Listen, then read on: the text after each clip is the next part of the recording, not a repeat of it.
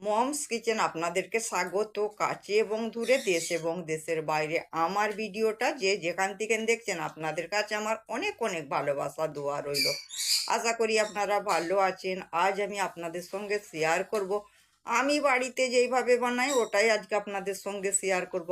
আজ আমি আপনাদের সঙ্গে শেয়ার করব আদা রসুন ছাড়া সামান্য উপকরণ দিয়ে লাউ শাক আর পালং শাকের রেসিপি। আপনারা আমার সাথে থাকুন, দেখতে থাকুন। এখানে আছে আমার লাউ শাক, লাউ শাকের ডাঁটা, পালং শাক আর ধনে শাক আমি ভালো করে কুটা বাছা করে নিয়েছি।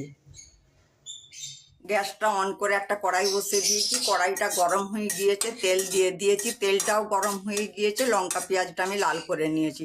লঙ্কাটা আপনাদের পরিমাণ মতন দিবেন।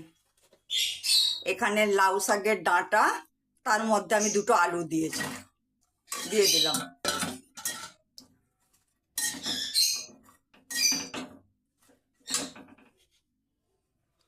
এখানে আছে আমার ঝাল লঙ্কার পাউডার 1 চামচ, হলুদের পাউডার 1 চামচ, গোলমরিচের পাউডার অল্প, জিরের পাউডার 1 চামচ, ধনের পাউডার 1 চামচ। নুনটা আপনাদের পরিমাণ মতন দেবেন।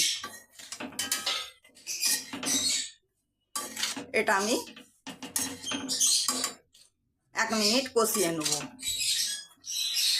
1 মিনিট কষানো হয়ে গিয়েছে বন্ধুরা।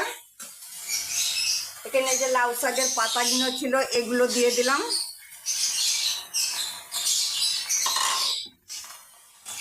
পালং শাকের পাতাগুলো ছিল এগুলো দিয়ে দিলাম।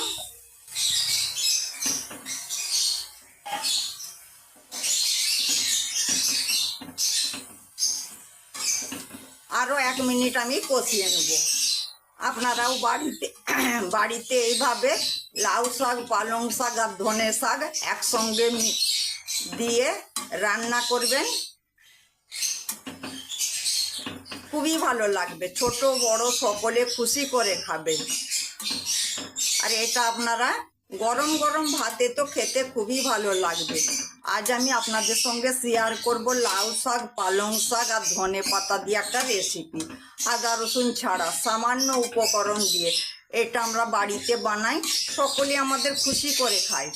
আপনারাও বাড়িতে এইভাবে বানাবেন, দেখবেন সকলে খুশি করে খাবে। আর একবার যদি আপনারা এইভাবে রান্না করেন, বারবার রান্না করতে আপনাদেরকে ইচ্ছা হবে। রান্না করতেও ভালো লাগে আর খেতে তো আরও বেশি ভালো লাগে।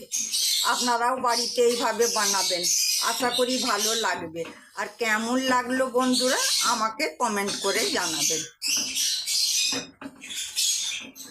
এর মধ্যে কোনো আদা রসুনও লাগবে না আর বেশি মশলাও লাগবে না। এতে আদা রসুন কিংবা বেশি মশলা দিলে ভালো লাগে না। এটা আদা রসুন ছাড়া কম মশলা দিয়ে রান্না করলেই ভালো লাগে। এটা খেতেও খুব ভালো লাগে আর স্বাস্থ্যের জন্য খুব উপকার। আমার ভালো করে কষানো হয়ে গিয়েছে। এবার আমি 2 মিনিটের জন্য ঢেকে দিলাম। মাঝে মধ্যে একবার করে দেখব। 2 মিনিটের জন্য ঢেকে রেখেছিলাম বন্ধুরা। 2 মিনিট আমার হয়নি। 1 মিনিট আমার হয়েছে। আমি ধনে পাতাটা দিয়ে দিলাম। ধনে পাতাটা দিয়ে একবারটি ওপর নিচে করে নেড়ে দিলাম। আপনারা যদি আদা রসুন ছাড়া সামান্য উপকরণ দিয়ে রেসিপি দেখতে চান, আমার চ্যানেলে গিয়ে দেখুন, খুব সুন্দর সুন্দর আদা রসুন ছাড়া সামান্য উপকরণ দিয়ে রেসিপি দেওয়া আছে। আবার আমি 1 মিনিটের জন্য ঢেকে দিলাম। আপনারাও বাড়িতে লাউ শাক, পালং শাক আর ধনে শাক একসঙ্গে দিয়ে রান্না করবেন, খেয়ে ভুলতে পারবেন না। আমার লাউ শাক, পালং শাক আর ধনে পাতার রেসিপি পুরো রেডি। আমার লাউ শাক আর পালং শাকের রেসিপি পুরো রেডি। আমার ভিডিওটা ভালো লাগলে প্লিজ বন্ধুরা আমাকে লাইক, কমেন্ট, শেয়ার করে দিবেন। আর আমার চ্যানেলটা আপনারা সাবস্ক্রাইব করে দিবেন। তাতে আমার নতুন নতুন রেসিপিগুলো সহজেই আপনাদের কাছে পৌঁছে যাবে। আর আপনাদের কাছে আমার অনেক অনেক ভালোবাসা দোয়া রইল। আপনারা ভালো থাকবেন, সুস্থ থাকবেন। আল্লাহ হাফেজ।